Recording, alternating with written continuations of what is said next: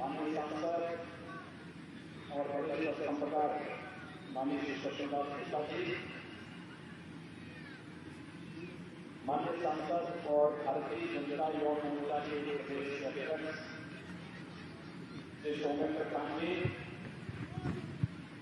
Bharatiya Janata party के जनप्रिय प्रत्याशी श्री हर्षदास गुप्ता जी, अनिल विश्वास जी, प्रणय राय जी, दिल्ली भारतीय जनता पार्टी के पूर्व अध्यक्ष माननीय सचिव उपाध्याय जी, प्रणय चक्रवर्ती जी, अमित सिंह जी और भारी संख्या में आज की जनसभा में यहाँ पर उपस्थित भारतीय जनता पार्टी के सभी उपस्थित भाइयों बहनों, मैं अध्यात्म, धर्म, संस्कृति और समाज सुधार की धरती को कोटि कोटि नमन करता हूं। भाइयों बहनों, बंगाल की धरती हम सबके लिए अत्यंत पवित्र और प्रेरणा की धरती है। धार्मिक और सांस्कृतिक क्षेत्र में अनेक संतों और आध्यात्मिक महापुरुषों का जन्म इस पवित्र धरती पर हुआ। देश के अंदर समाज सुधारकों की लंबी श्रृंखला बंगाल की देन है। वैज्ञानिकों की एक लंबी परंपरा ये बंगाल की देन है और देश की स्वाधीनता आंदोलन में भी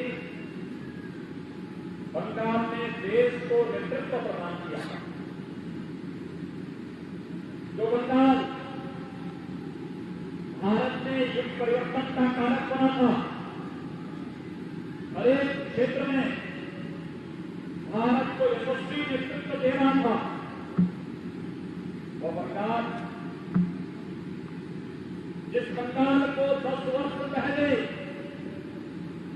ममता दीदी ने मां माटी और मानुष का नारा देकर के गोवर्धन का एक संदेश देने की बात कही थी, आज जो हिंसा से, अराजकता से, टीएमसी के भ्रष्टाचार से क्यों आहत हुआ है, यही प्रश्न पूरा देश बंगाल के नौजवानों से, बंगाल के किसानों से, बंगाल की बहन और बेटियों से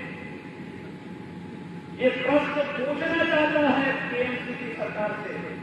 और यही पूछने के लिए मैं भी आज आपके बीच आया हूं कि ममता दीदी कम से कम इसका जवाब हमको मिले।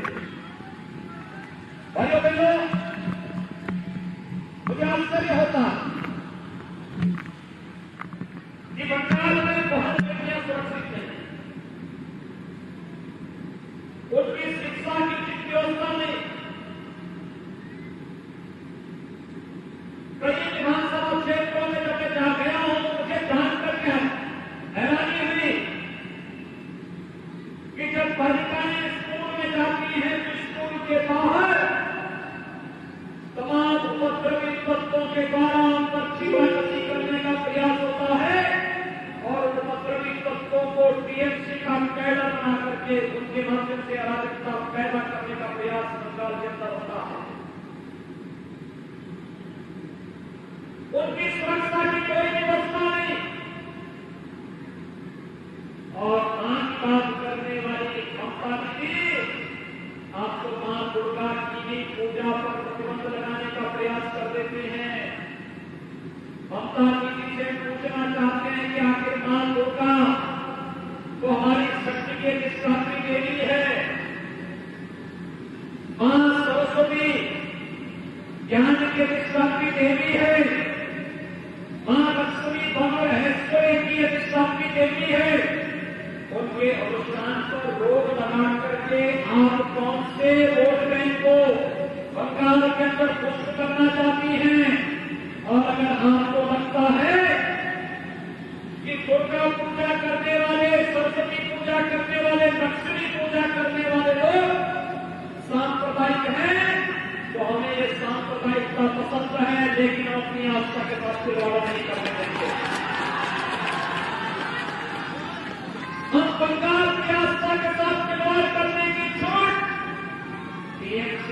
देंगे। और भाइयों बहनों, यही तो भाजपा कहने के लिए आई है, टीएमसी 10 वर्ष में बहन और बेटियों के लिए सुरक्षा की व्यवस्था नहीं दे पाई, उनकी एजुकेशन की व्यवस्था नहीं दे पाई।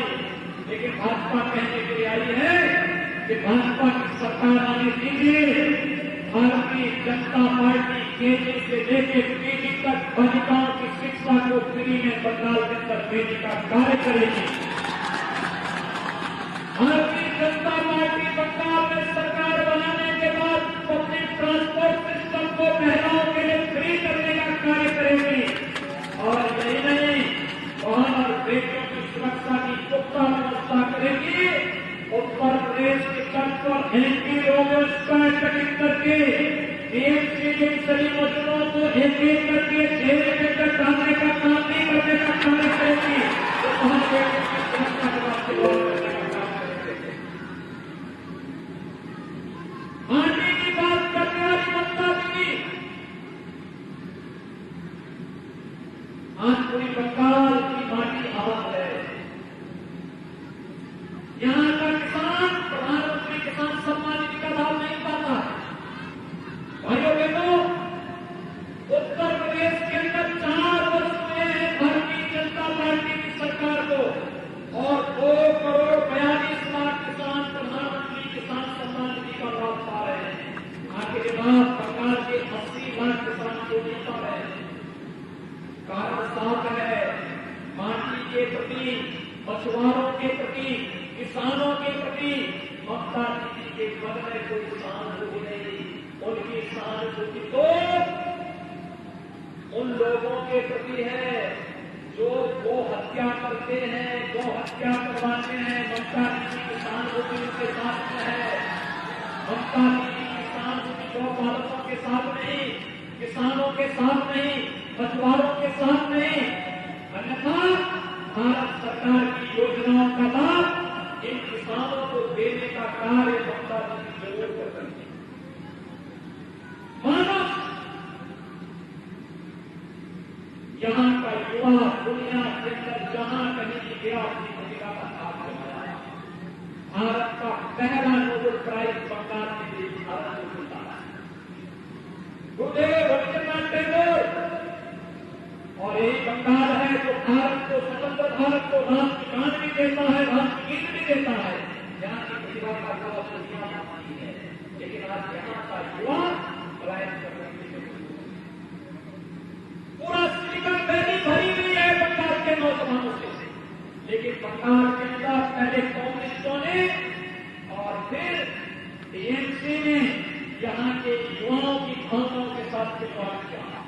उनके लिए रोजगार की व्यवस्था नहीं की, उनके लिए नौकरी की व्यवस्था नहीं की, उनके लिए कोई सम्मानजनक स्थान मिले इसकी व्यवस्था नहीं की।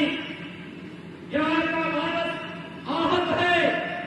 केंद्र सरकार से आने वाली योजनाओं का लाभ यहाँ के नौजवानों को, यहाँ के किसानों को, यहाँ के गरीबों को नहीं मिल पाता है। भाइयों बहनों, मात्र 4 वर्ष में उत्तर प्रदेश के अंदर 40 लाख गरीबों को एक आवास, प्रधानमंत्री आवास योजना में हमारी सरकार ने उत्तर प्रदेश के अंदर दिए। 1,57,00,000 गरीबों को एलपीजी का निःशुल्क कनेक्शन उपलब्ध करवाया। 6 करोड़ नागरिकों को आयुष्मान भारत में 5 लाख रुपए सालाना स्वास्थ्य बीमा का कवर दिया। और 14 करोड़ नागरिकों को नेशनल प्रोडक्टिविटी के अंतर्गत फ्री में राशन की सुविधा उत्तर प्रदेश उपलब्ध करा रहा है। बंगाल के अंदर यहाँ के लोगों को इस सुविधा नहीं मिल पा रही है। इस मानुष के बारे में ममता दीदी ने क्यों नहीं सोचा? क्योंकि ममता दीदी का ये सहानुभूति तो यहाँ के युवाओं के लिए, किसानों के लिए नहीं, यहाँ के गरीबों के लिए नहीं। ममता दीदी की सहानुभूति तो टीएमसी के मुद्दों के प्रति है जो इन योजनाओं को बढ़ा जाते हैं और यहाँ के मानुष को कुछ भी काम नहीं मिल पाता है। ये परिवर्तन कौन सा परिवर्तन हुआ है 10 वर्षों में? मैं पूछना चाहता हूं ममता दीदी से कि ममता दीदी को बताओ, 10 वर्ष पहले बंगाल के अंदर जिस परिवर्तन की बात आपने की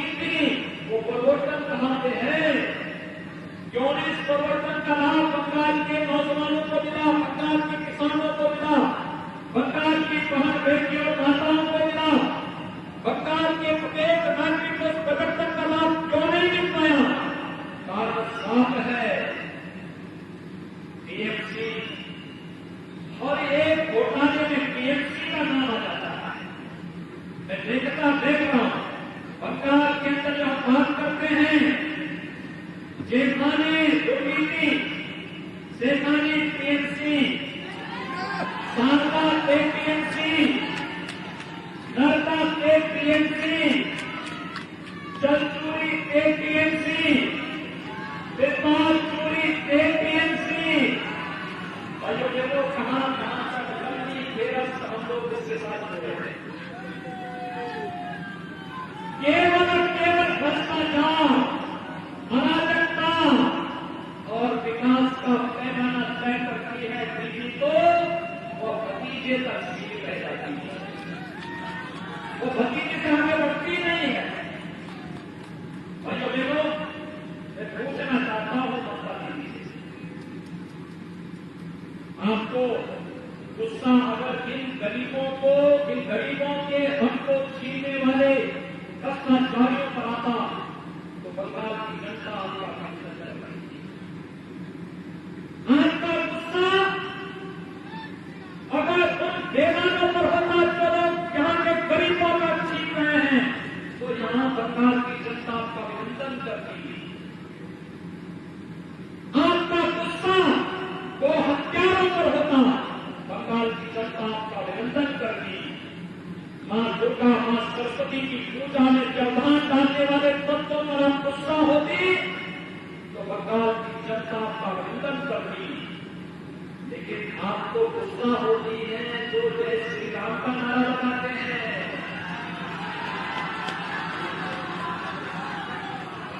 राम तो हमारी आस्था के प्रतीक है, राम के बगैर हमारा कोई काम है ही नहीं।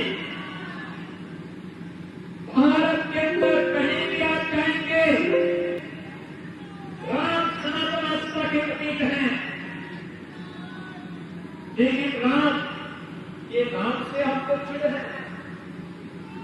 और मैं बंगाल के नागरिकों का अभिनंदन करता हूं कि बंगाल में जहां कहीं जाने का, मैं दार्जिलिंग में था, मैं देख रहा था जब मैं पहाड़ियों में चल रहा था, जहां भी चलता था वहां की माताएं, वहां की बहनें, वहां की बेटियां, वहां के नौजवान, वहां का हर नागरिक हर कोई इबादत करता था जय श्री राम के साथ।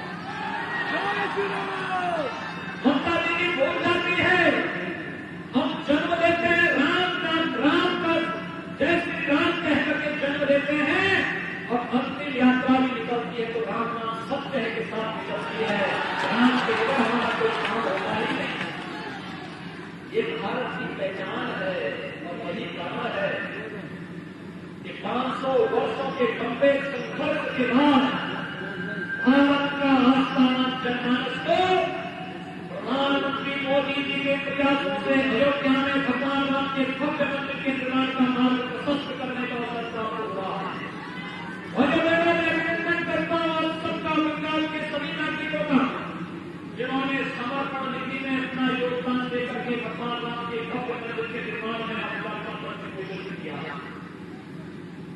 लेकिन मैं पूछना चाहता हूं ममता दीदी कि ममता दीदी अगर ये गुस्सा आपका भ्रष्टाचारियों पर निकलता, तुष्टिकरण के पोषक तत्वों पर निकलता, मां दुर्गा की पूजा में व्यवधान डालने वाले तत्वों पर निकलता, बहन बेटियों की इज्जत पे हाथ डालने वाले तत्वों पर निकलता, और केंद्र से आने वाली योजनाओं के काम को बीच में टकारने वाले बीएमसी के भ्रष्टाचारियों पर निकलता, तो बंगाल की जनता आपका अभिनंदन करती।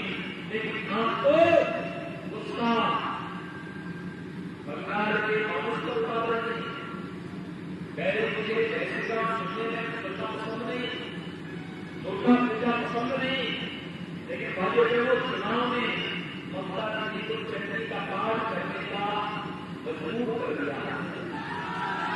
ये है लोकतंत्र की बात। आप देखना 2 मई को टीवी भी जय श्री राम जरूर। आप लोग चाहते हैं टीवी जय श्री राम बोले? आप भी चाहते हैं? सभी लोग सहमत हैं? आप लोग थोड़ा जोर से बोल दीजिए जय श्री राम। आप लोग बोलिए। तो 2 महीने के बाद टीवी को भी जय श्री राम बोलना ही बोलना है। भाइयों बहनों, आप सबसे मेरे लिए है, भारतीय जनता पार्टी जो कहती है सो करके दिखाती है। मोदी जी का विजन विकास का है, सुशासन का है। मोदी जी का विजन सबका साथ, सबके विकास का है।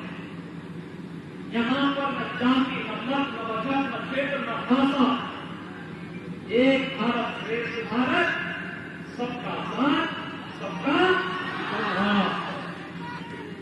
और यही कारण है आवाज सबको, आयुष्मान भारत की सुविधा सबको, राशन की सुविधा सबको, सुरक्षा सबको, रोजगार और नौकरी सबको।